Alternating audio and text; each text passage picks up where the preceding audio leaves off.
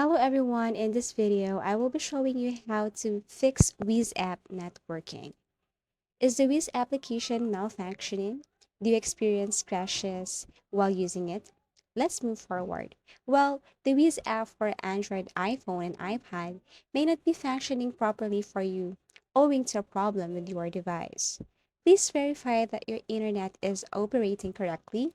Please turn your Wi-Fi connection on and off once to see if that makes a difference. Or you can just please restart your Android or iPhone as well to see if that will help. Or you can just follow this way or tutorial. Long press Wiz application, go to storage usage and then clear cache and clear data. That's all you have to do. Then once you're done with this, you can go back and try the application again. So they will ask again, clear app data. Just click OK. And then go back and try to use the application if the errors are fixed. And see you again in our next videos.